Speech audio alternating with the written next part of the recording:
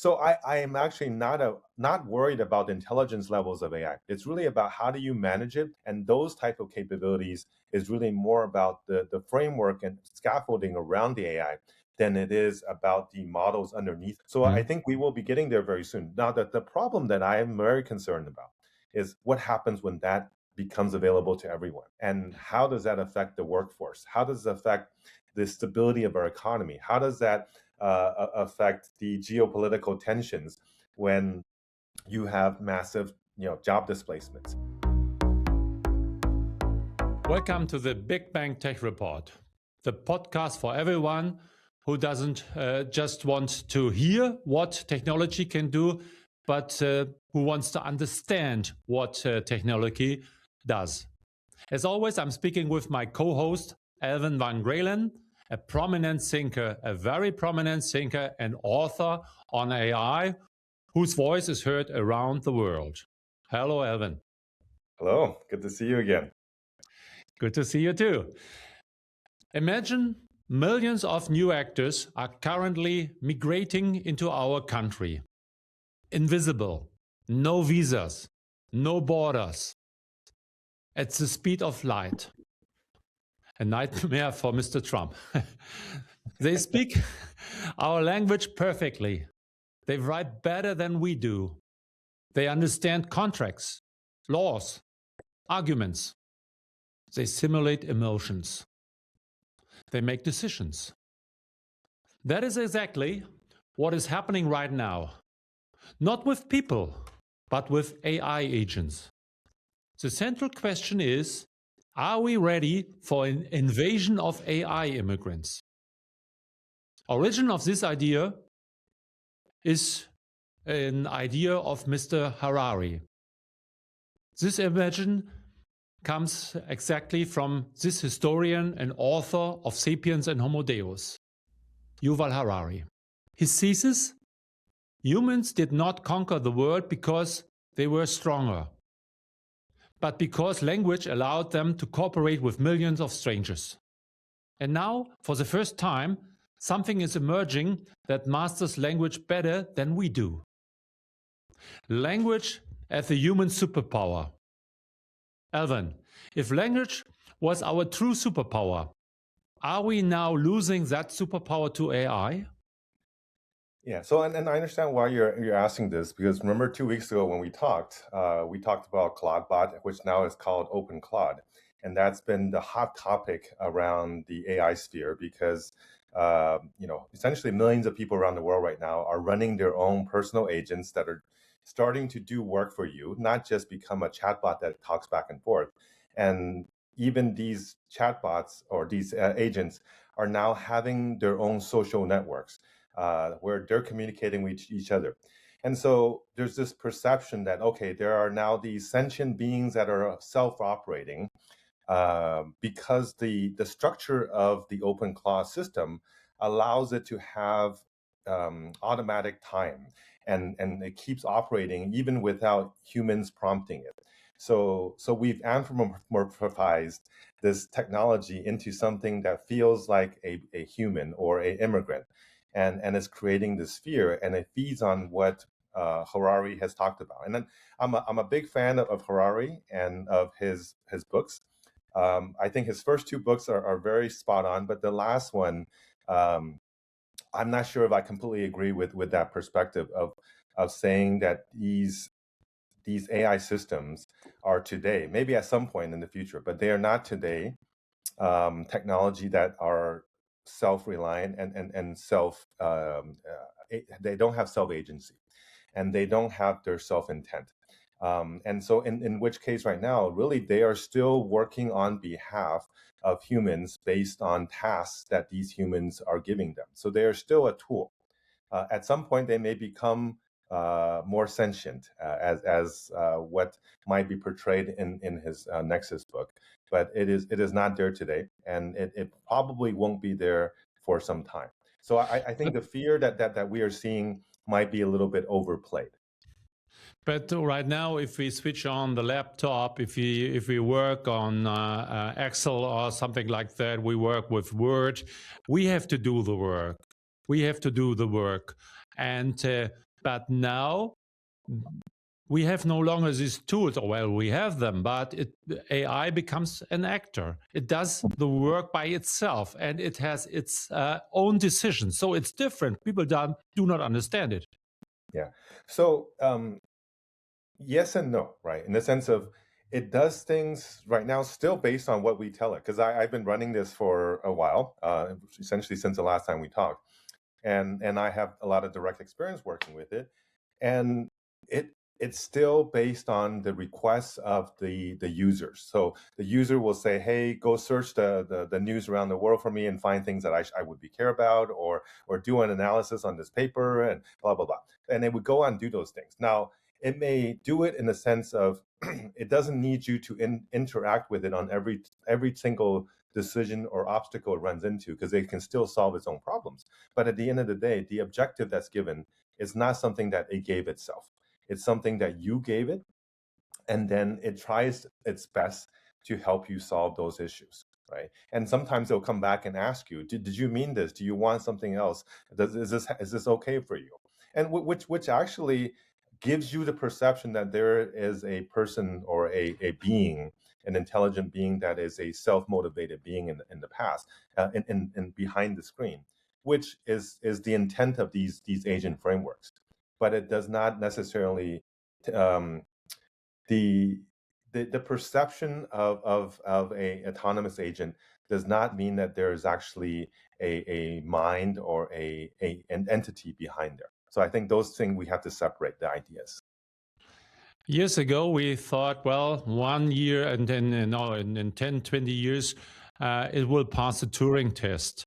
The Turing test means that we do not know if we are communicate with a machine or with a person. And I think the person should have been 13 or 14 years old, that you say the machine has the ability of a 14-year-old person. Do you know when we have passed the Turing test? Oh no, I think we passed the Turing test several years ago, right? Yeah, nobody realized it, and so the systems get smarter and smarter. And I think the Olympic Games of mathematics were won by AI. So I think there is a development that the systems become smarter and smarter and pass the human intelligence.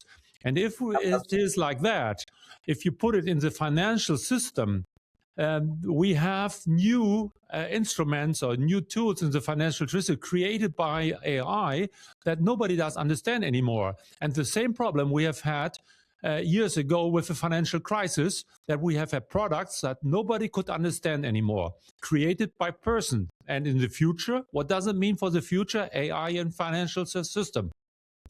Yeah, if you look at the stock market today, actually algorithmic trading composes probably 70-80% of trades right now. So retail and human trading is actually a minority of trading today, right? So that's been the case for more than a decade.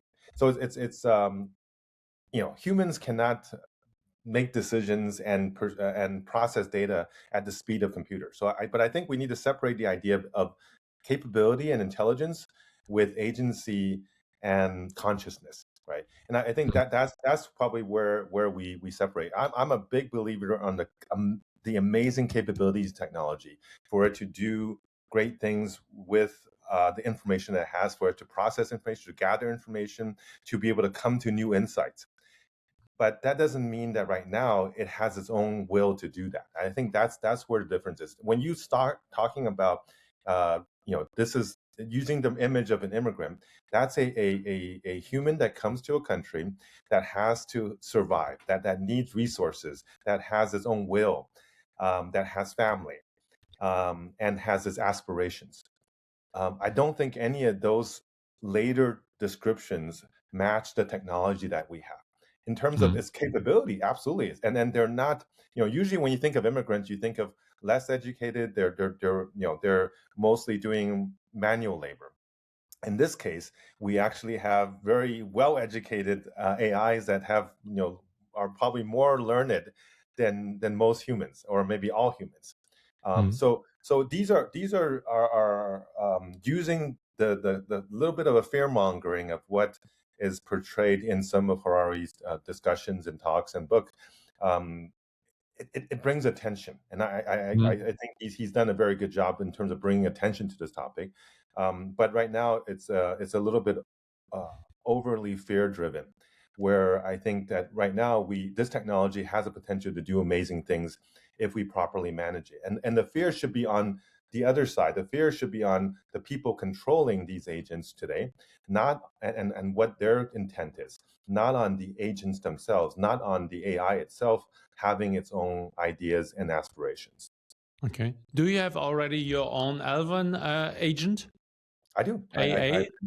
I've been running a cloud bot for a while, and it's very helpful. I have to say it's an amazing thing. It's also very insecure if you don't manage it well. So I spend a lot of time locking it down, and I actually make sure that it does not go out and interact with other agents, because the problem is the social network for these agents right now is a security nightmare, because once you go on, then these other agents try to steal passwords from your agents, and they're talking to it, trying to trick it into releasing information. So the key today to making sure these agents are useful is to keep them locked down to only interacting with you directly. They may interact with the internet to find information. They may interact with maybe services that you give it access to, but they should not be interacting with other agents talking to each other, because then it creates a major security hole. So what do you do with your agent or today or tomorrow? Where does this agent support you? It essentially helps me manage my day a little bit right now, and helps me do research. It helps me clear my calendar, helps me check my email for the useful things that I need to focus on. It essentially goes out and becomes my assistant, and that's what it should be, an assistant that helps make my life more efficient. But it's not trying to replace me, and it is not something that has its own ideas of how I should be. It is not controlling me, right? Which is what some people are afraid of. So you Mm. have to take the right perspective of how to use these tools. In the last month and years, especially in the stock markets, there was magic. Microsoft, Amazon, Apple, and so on, this big seven, they were really doing a very good job. And the last 2 weeks, they were losing market value, a lot of market value. And somebody or a company like Walmart was catching up because they have done a lot of work on AI in their systems, and so they're getting more profitably. What is going on right now in the market? How do you see the future? Yeah, I mean, I think right now there's a bit of a correction, and we talked about this a few weeks ago, in the sense of there's a lot of spending capex from the major AI companies, and right now it's unclear if there's revenues that is associated with it. At least the growth of revenue is not keeping up with the pace of the growth of spend, right? And so the market's starting to understand that, and in some ways, there's correction on the AI related stocks. The other issue that's happening is that software related stocks, things that are SaaS related, or Adobe and various Oracle, whatever, all of these companies that are used to sell software and services to enterprise, what people are realizing is now with a command, a prompt, you could duplicate some of these capabilities, and everybody can make their own software instead of buying software from a major vendor, which is why there was a lot of correction, or I mean not correction, but at least a reduction in value over the last week or two. And so I think that actually does make sense, because looking at the capabilities of what these AI tools can do now, they can technically actually create million line code if you have enough AI budget to to to make it personalized and customized to you as an organization. And that means I don't need to pay millions of dollars to a Salesforce or a Oracle, when I can, or an SAP, when I can ask and say, make something that looks like Salesforce, but make it customized to my company, and make it much smaller so it can run on my own server, right? And I think that's actually very doable today, especially if you give it an example of what you already have. Yeah. So you see that there will be a lot of turbulences on the stock market, especially with AI, when AI can disrupt business models. Yeah, yeah, and I think there will be significant disruption to those type of business models, as well as very soon we'll find companies that are like accounting firms, the PwCs and Accentures of the world, the McKinseys and the Goldmans of the world will actually start to significantly have their margins deteriorated by AI. Mhm. So we're going to actually have, uh, a lot of people think that AI is going to create a lot of new value. I think before it creates new value, it actually will destroy a lot of existing value in the sense of perceived value of existing vendors Mhm. because it commoditizes their services. Yeah. So we have February. Which question around AI occupies your mind the most right now? My biggest issue right now is actually how do we transition? How do a lot of people are focused on how do we get to AGI. I actually think that we are very much on track actually to get to AGI very soon, but not the AGI that people in Silicon Valley think. My actually uh I guess my thinking of how we actually get to AGI, and AGI defined as the ability to do the work of a white collar average worker, which is what a lot of people in Silicon Valley talk about. Their approach is to say, hey, I'm going to create a God model, a model that knows everything, and you just give it that one model, and the model does everything by itself. The more I look at it, the more it's clear that we don't need a God model.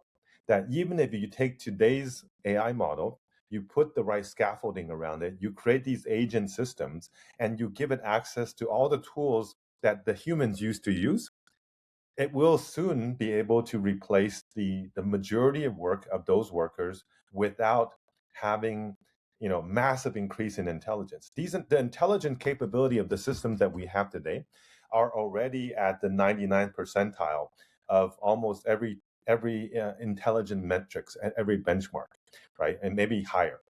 Right, like Mhm. you mentioned about the math Olympics, are being gold medals are being awarded to these AI models, right?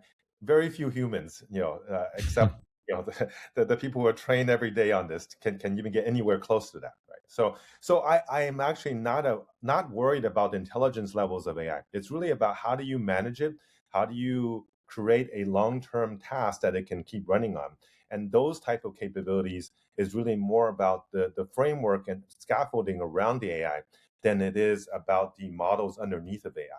So I Mhm. think we will be getting there very soon. Now, the problem that I am very concerned about is what happens when that becomes available to everyone. And how does that affect the workforce? How does it affect the stability of our economy? How does that affect the geopolitical tensions when you have massive job displacements? That transition is something that I've been thinking about for the last couple of years, and I don't think our governments are prepared, and I don't think the companies who are managing and will soon be applying these are prepared, and that's what I'm worried about. When do you see the situation? Which year? Next year, 10 years, 5 years? Oh, no, I think within the next 2 years, well, I mean, you can see that it's already very close with these type of like CloudBot or OpenClaw type systems. Once that becomes something that is not an open source, security nightmare, once it's being managed by a few well resource companies who will take away all the security issues, it will be very, very tempting for everyone to start using them.